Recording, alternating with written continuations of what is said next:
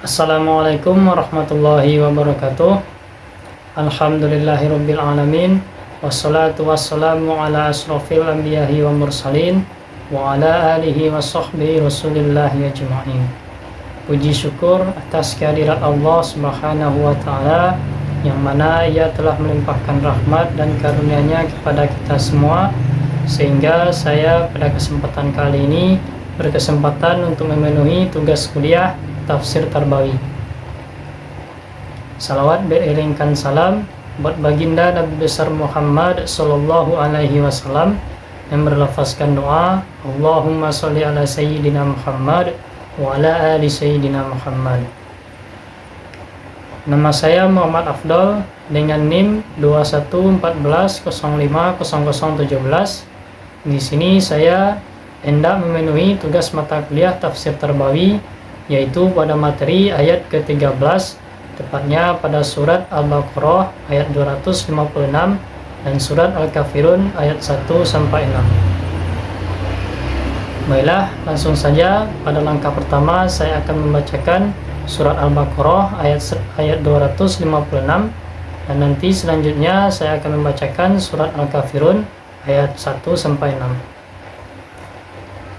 A'udzu billahi minasy syaithanir rajim.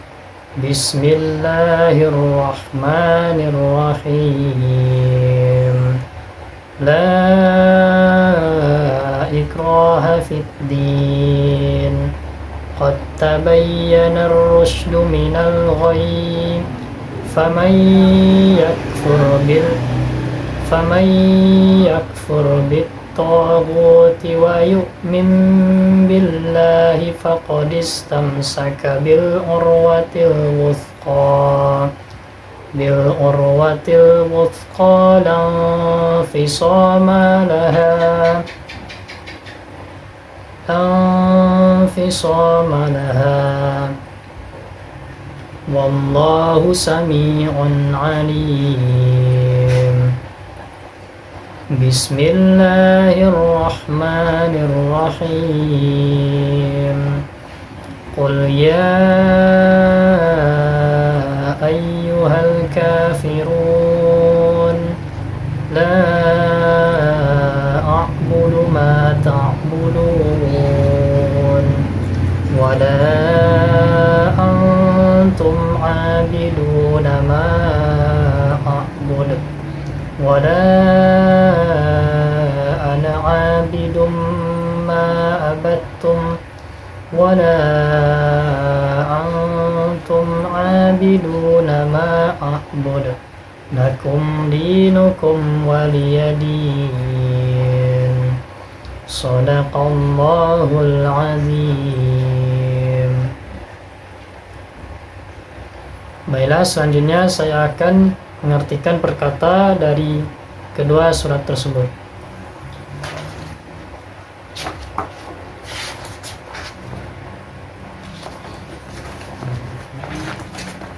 Yang pertama, surat Al-Baqarah ayat 256. La, tidak ada, ikraha, paksaan, fit dini, dalam atau untuk agama. Qad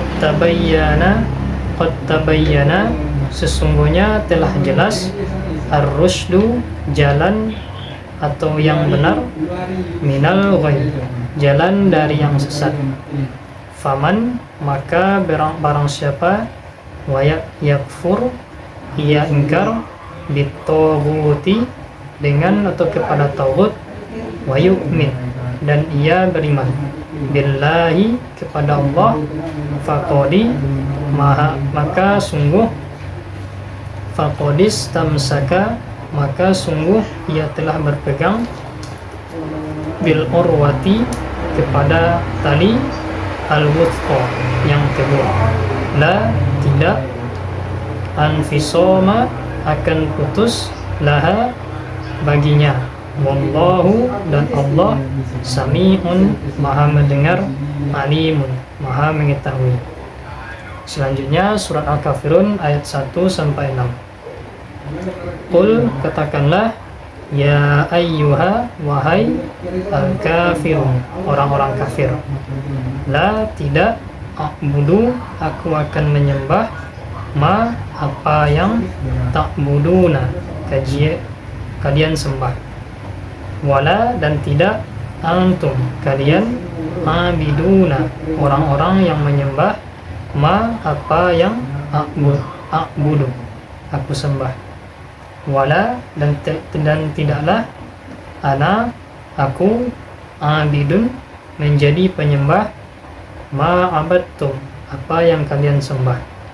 Wala, dan tidak pula, antum, kalian, abiduna, orang-orang yang menyembah, ma a'budu, apa yang aku sembah. Lakum, bagi kalian, dinukum, agama kalian, waliyadini, dan bagiku, agamaku. Itulah terjemahan perkata dari surat Al-Baqarah ayat 256 dan surat Al-Kafirun ayat 1 sampai 6. Baiklah, selanjutnya saya akan mencoba menjelaskan tafsir dari kedua surat tersebut. Yang pertama, pada surat Al-Baqarah ayat 256 menjelaskan tentang agama. Maksudnya adalah memeluk suatu agama. Yang terkhusus di sini ialah agama Islam yang mengatakan bahwasanya tidak ada paksaan bagi seseorang untuk memeluk agama Islam. Dalam memeluk agama Islam ini, seseorang yang belum masuk Islam tidak boleh dipaksa untuk memeluk agama Islam. Cukup diberikan arahan atau ajaran-ajaran Islam yang dengan cara yang baik, dan biarkanlah ia memilih dia sendiri, dan juga hidayah dari Allah Subhanahu wa taala, bahwasanya tugas kita hanya mengajak seseorang untuk menuju ke arah yang baik, dan sesungguhnya Allah lah yang memberi hidayah kepada orang tersebut, dan itu di luar kekuasaan kita. Sungguh telah jelas jalan yang benar itu dan jalan yang salah. Nabi Muhammad SAW tidak pernah memaksa setiap orang untuk masuk ke dalam agama Islam. Namun Nabi Muhammad SAW menjelaskan apa itu agama Islam, yang mana dakwah Islam itu bersifat universal atau kepada siapa saja. Namun setelah itu diberikan kebebasan untuk memilih. Maka dari hal itu dapat membuktikan mana yang benar dan mana yang salah. Setelah kita mengajak seseorang atau memberikan suatu ajaran tentang agama Islam, maka seseorang tersebut berhak memilih apa yang dipilihkannya, dan itu akan membuktikan bahwasanya mana yang benar dari pilihannya itu dan mana yang salah. Dan jika seseorang tersebut memilih untuk masuk atau menerima ajaran Islam, maka sesungguhnya kebenaran itu, hal itulah yang dia pilih. Barang siapa yang kafir kepada Tagut dan dia hanya beriman kepada Allah, maka sesungguhnya ia telah berpegang pada tali yang sangat kuat, dan Allah Maha mendengar dan Maha mengetahui. Jadi ayat ini menjelaskan bahwa tidak boleh memaksakan seseorang untuk masuk ke dalam agama Islam, dan setiap muslim berkewajiban untuk menyampaikan ajaran agamanya kepada seluruh manusia dengan cara yang baik dan benar, bukan dengan cara kekerasan ataupun dengan cara paksaan, sesuai dengan etika sosial yang ada dalam kehidupan. Dan barang siapa yang kafir kepada Tuhan-Tuhan selain Allah dan hanya beriman kepada Allah, maka ia telah berpegang pada tali kebenaran yang tidak akan putus selama-lamanya. Sungguh Allah Maha mendengar lagi Maha mengetahui. Inilah penjelasan tentang surat Al-Baqarah ayat 256. Selanjutnya pada surat kedua yaitu surat Al-Kafirun ayat 1 sampai 6, menjelaskan tentang bagaimana seorang muslim dan seorang non-muslim atau orang-orang kafir hidup secara baik-baik di tengah-tengah masyarakat, bukan saling bertentangan. Di sini ditegaskan bahwa orang muslim dan orang non-muslim tidak boleh mencampur adukkan peribadatan atau keyakinan mereka. Telah dijelaskan bahwasanya pada ayat pertama dari surah Al-Kafirun, yaitu wahai orang-orang kafir, katakanlah wahai orang-orang kafir. Lalu dilanjutkan pada ayat kedua, aku tidak akan menyembah apa yang kalian sembah. Jadi di sini maksudnya kita sebagai seorang muslim tidak mungkin melakukan aktivitas ibadah atau praktek ibadah yang dilakukan oleh orang-orang kafir tersebut. Selanjutnya pada ayat ketiga, dan kalian tidak akan menyembah apa yang aku sembah.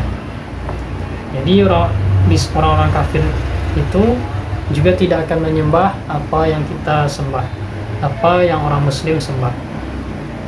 Jadi di sini dalam praktik ibadahnya tidak mungkin ada campur aduk antara orang kafir dan orang Islam.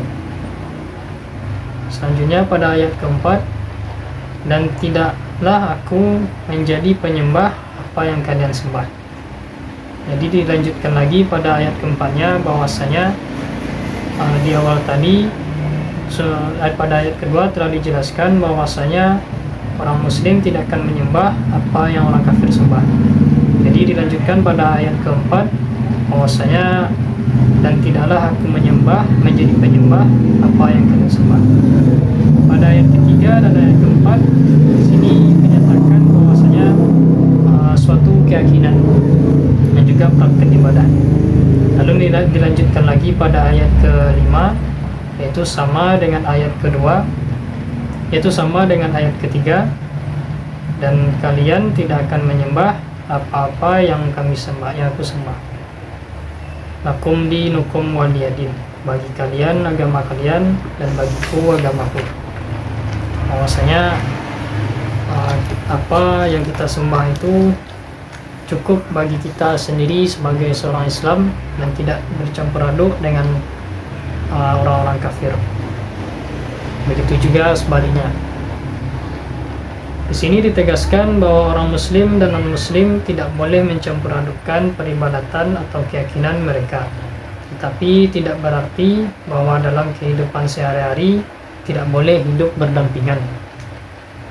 Jadi di sini walaupun peribadatan atau keyakinan antara orang muslim dan orang non-muslim tidak sama, maka dalam kehidupan sehari-hari mereka tidak boleh berselisih.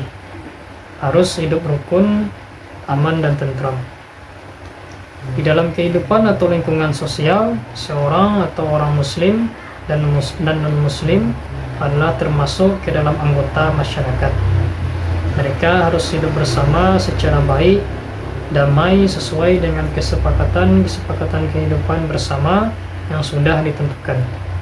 Cuman di sini dijelaskan untuk masalah keyakinan dan praktek ibadah sesuai dengan keyakinan mereka masing-masing.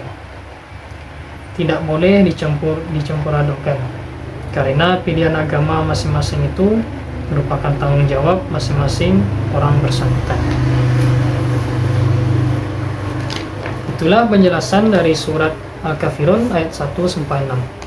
Selanjutnya, apa kesimpulan pendidikan yang dapat kita ambil dari kedua surat tersebut? Yang pertama, kesimpulan pokoknya yaitu kedua surat ini berceritakan tentang pendidikan akidah.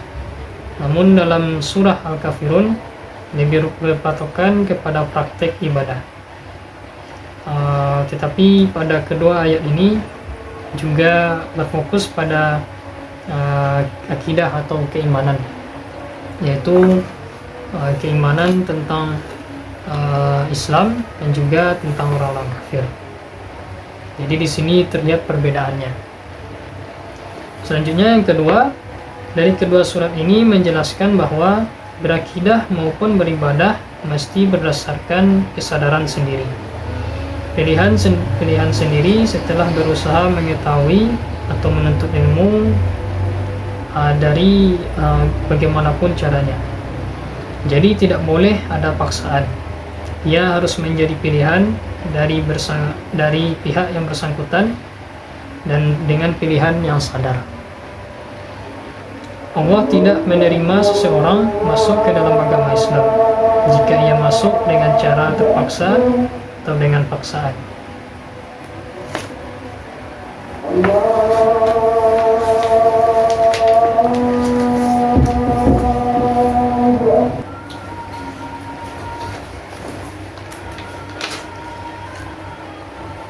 Selanjutnya, Allah tidak akan menerima seseorang masuk ke dalam agama Islam jika seseorang tersebut dipaksa atau dengan cara paksaan untuk masuk ke dalam agama Islam. Jadi Allah hanya menerima dengan keikhlasan hati jika seseorang hendak beriman atau berkeyakinan bahwasanya agama Islam inilah yang benar, harus dengan ikhlas dan sesuai dengan penuh kesadaran. Allah tidak menerima orang yang terpaksa beribadah ataupun berakidah Islam. Yang ketiga, dalam kegiatan atau kehidupan sehari-hari, kita sebagai orang Muslim hanya bertugas menjelaskan atau menyampaikan ajaran agama Islam. Namun tidak boleh memaksanya buat menerima apa yang kita jelaskan. Selanjutnya yang keempat, akidah dan ibadah itu tidak boleh dicampur adukkan antara muslim dengan non-muslim. Namun dalam kehidupan sosial bermasyarakat, mereka harus hidup bersama, harus hidup damai, menjaga perdamaian, menjaga kesejahteraan, dan juga tidak boleh saling bermusuhan. Jadi misalnya orang Islam tidak memaksa atau melakukan ibadah agama lain, dan begitu juga sebaliknya. Non-Muslim juga tidak boleh melaksanakan ibadah apa yang dikerjakan oleh orang-orang Islam. Namun ini bukan berarti di antara mereka tidak saling bermusuhan. Yang terakhir yaitu setiap orang akan bertanggung jawab atas apa yang dipilihnya. Inilah makna yang terakhir dari surat Al-Kafirun, untukmu agamamu dan untukku agamaku. Mungkin itu saja penjelasan dari tafsir surat Al-Baqarah ayat 256 dan surat Al-Kafirun ayat 1-6. Itu saja penjelasan dari materi ayat ke-13. Kalau ada salah dan janggalnya, saya mohon maaf. Wabillahi taufiq wal hidayah. Wassalamualaikum warahmatullahi wabarakatuh.